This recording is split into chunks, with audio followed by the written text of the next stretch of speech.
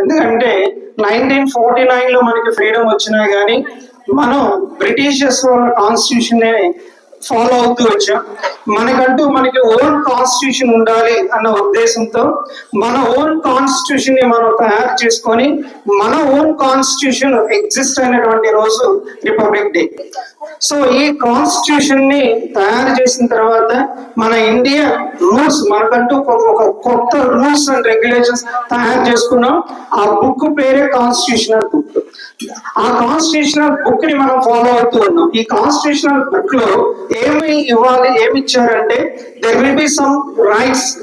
ప్రతి human being కి, ఇండియాలో నివసించేటటువంటి ప్రతి హ్యూమన్ బీయింగ్ కి కూడా కొన్ని రైట్స్ ఉన్నాయి.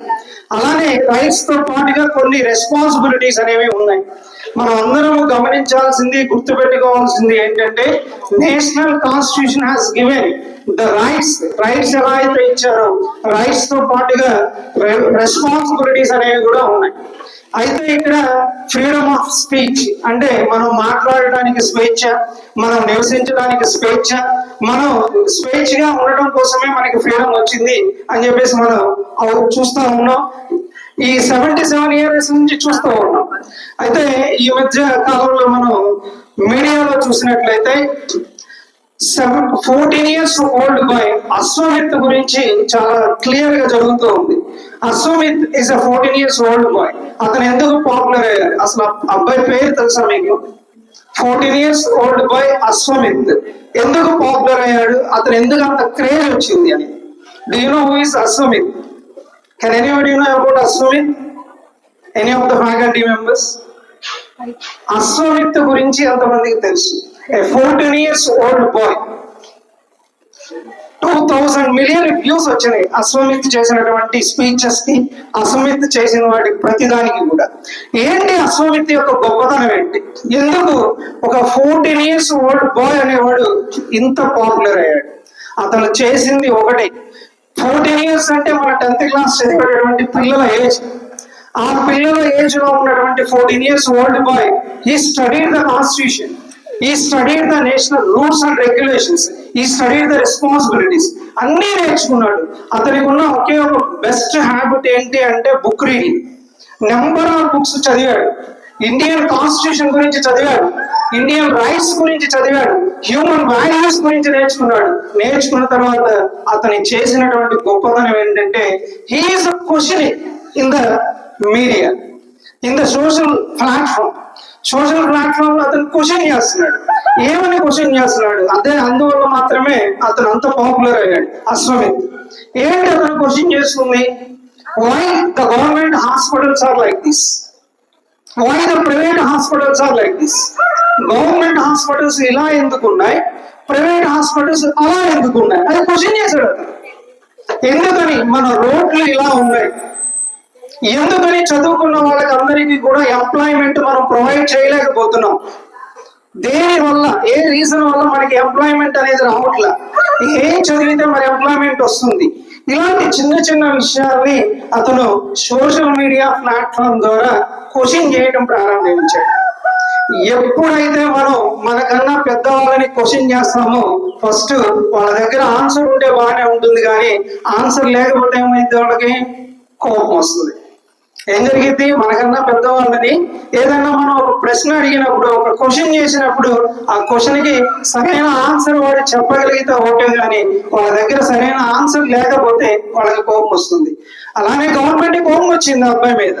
ఇమీడియట్ గా అతని మీద కేసు బుక్ చేసి పోలీస్ స్టేషన్ తీసుకెళ్లాడు. అయితే పోలీస్ స్టేషన్ తీసుకెళ్లిన తర్వాత అతని మీద కేసు పెట్టేటప్పుడు అప్పుడు అతని ఏజ్ 14 years, అతను మైనర్ కాబట్టి అతని మీద కేసు పెట్టడం పాసిబుల్ కాదని చెప్పేసి వాళ్ళ అన్నయ్యని ఒక 1 day స్టేషన్ లో ఉంచి వాళ్ళ అన్నయ్యని బెదిరించి ఈ అబ్బాయిని బెదిరించి పంపించారు. So where is the freedom of speech?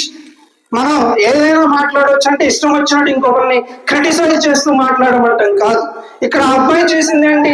ఆ అబ్బాయి క్వశ్చన్ చేశాడు. ఎందుకని ఈ సిస్టమ్ ఇలా ఉంది? ఇన్ని సంవత్సరాల ఇండియా ఫ్రీడమ్ లో మన సిస్టమ్ ఎందుకు ఇలా తయారైంది? ఎందుకని ఇన్ని డిస్క్రిమినేషన్స్ ఉన్నాయి? ఎందుకని ఇలా తారతమ్యాలు అనేవి ఉన్నాయి? ఎందుకని చదువుకున్న వాడికి సరైనటువంటి అవకాశాలు దొరకట్లా? ఎందుకని కరెక్ట్ ఎంప్లాయ్మెంట్ ఇవ్వలేకపోతున్నాం? ఎందుకని మన గవర్నమెంట్ హాస్పిటల్స్ హాస్పిటల్స్ అలా ఉన్నాయి, ప్రైవేట్ హాస్పిటల్స్ ఇలా ఉన్నాయని క్వశ్చన్ చేసేది. ఎప్పుడైతే మనలో ప్రశ్నించే తత్వం అనేది వస్తుందో డెఫినెట్ గా సొసైటీ అనేది బాగుపడుతుంది, సమాజం అనేది బాగుపడుతుంది. My point of view, what I feel is, if something is going to bad in front of you, if you are watching and you are treat that situation, you are also encouraging that bad incident. మన కళ్ళ ముందు ఒక తప్పు జరుగుతున్నప్పుడు దాన్ని చూస్తూ దాన్ని ప్రశ్నించకుండా మనం కూడా మనకెందుకులే అని పక్కకి వెళ్ళిపోయాము అంటే మనం కూడా ఇండైరెక్ట్ గా దాన్ని ప్రోత్సహిస్తున్నామని అర్థం నా దృష్టిలో. అది నా పాయింట్ ఆఫ్ వ్యూ. సో మన కళ్ళ ముందు ఏదైనా ఒక అన్యాయం జరిగినప్పుడు, మన కళ్ళ ముందు ఏదైనా దుర్మార్గం జరిగినప్పుడు, ఎప్పుడైతే ఒక ఎడ్యుకేటెడ్ పర్సన్ గా, ఒక హ్యూమన్ బీయింగ్ గా, ఒక ఇండియన్ గా మనం దాన్ని ప్రశ్నించగలుగుతామో, దేనికి భయపడకుండా ప్రశ్నించగలుగుతామో, అప్పుడు మాత్రమే మనం నిజంగా సొసైటీకి ఉపయోగపడే వాళ్ళంగా తయారవుతాం. అసలు చేసింది అదే. అతన్ని ఇంటర్వ్యూలో అడిగారు, ఏమంటే మిమ్మల్ని చూసి, నువ్వు 14 years అబ్బాయి కదా, నిన్ను చూసి గవర్నమెంట్ భయపడిందా అన్నాడు. అప్పుడు అతను అన్నాడు, గవర్నమెంట్ నన్ను చూసి ఎందుకు భయపడింది, ఎన్నో స్కామ్లు చేసిన వాళ్ళు ఉన్నారు, ఎన్నో స్కామ్లు చేసిన వాళ్ళ మీద సిబిఐ రైడ్లు జరుగుతున్నాయి, ఎన్నెన్నో వండర్ఫుల్ స్కామ్లు అన్ని జరుగుతున్నాయి, వాళ్ళకే భయం లేదు, నన్ను చూసి గవర్నమెంట్ ఏం భయపడింది, but I will do my responsibility. నేను మాత్రం నేను ప్రశ్నించే తత్వాన్ని వదిలిపెట్టను, నేను నా ముందు ఏ అన్యాయం జరిగినా నేను ఇలానే ప్రశ్నిస్తానంట. యాజ్ అ స్టూడెంట్స్ గా మీరు నేర్చుకోవాల్సింది కూడా అంతే. క్లాస్ రూమ్ లో మీకు టీచర్ చెప్పింది అర్థం కాకపోతే, ఆ కాన్సెప్ట్ తెలియకపోతే ఇంకా క్వశ్చన్, సార్ ఇది ఎలా వచ్చింది, ఎందుకు వచ్చింది తెలుసుకోండి. బ్లైండ్ గా ఫాలో అవుతుంది, ఏమైనా కానీ బ్లైండ్ గా ఫాలో అవుతుంది. ఏ విషయాన్ని కూడా మనం బ్లైండ్ గా ఫాలో అవుతుంది. ఒక విషయం మీద దాని మీద సమగ్రమైనటువంటి అవగాహన ఉండాలి, ఒక విషయం గురించి కూలంకుషంగా తెలుసుకొని ఉండాలి, ఒక విషయాన్ని రూట్ లెవెల్లో నుంచి తెలుసుకొని మాట్లాడాలి. అసమిత ఓన్లీ ఎక్కడో చదివి చేయలే, అతను తెలుసుకొని ప్రశ్నించాడు, అతను ముందు జరిగిన వాస్తవాలను చూసి ప్రశ్నించాడు, అతను దానికి సంబంధించిన ప్రతి ప్రాబ్లం కి సంబంధించిన రూట్ లెవెల్ నుంచి స్టడీ చేసి క్వశ్చన్ చేశాడు. అట్లా మనం కూడా ఎలా ఉండాలి అంటే, ఒక సుభాష్ చంద్రబోస్ లాగా, ఒక అల్లూరి సీతారామరాజు లాగా ఉన్నప్పుడు మాత్రమే నా దృష్టిలో సొసైటీ అనేది బాగుపడుతుంది, సమాజం అనేది బాగుపడుతుంది.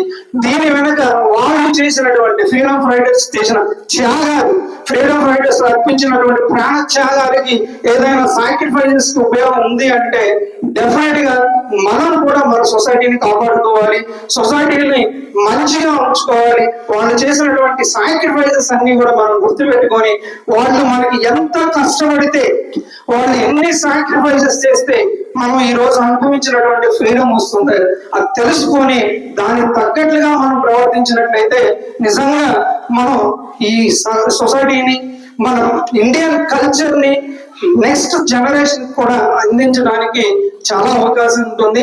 కాబట్టి ఫ్రీడమ్ అంటే నేను నాకు ఇష్టం వచ్చిన డ్రెస్ వేసుకొని నా ఇష్టం వచ్చినట్టు రోడ్డు మీకు వెళ్తానని కాదు. ఫ్రీడమ్ అంటే నేను నాకు ఇష్టం వచ్చింది ఎదుటివాడి మీద కామెంట్ చేస్తానని కాదు.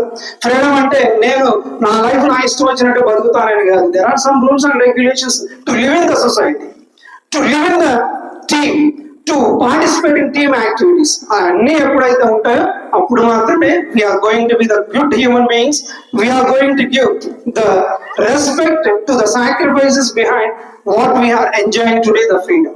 Okay, I wish you all the best and I request Honorable Madam to speak few words.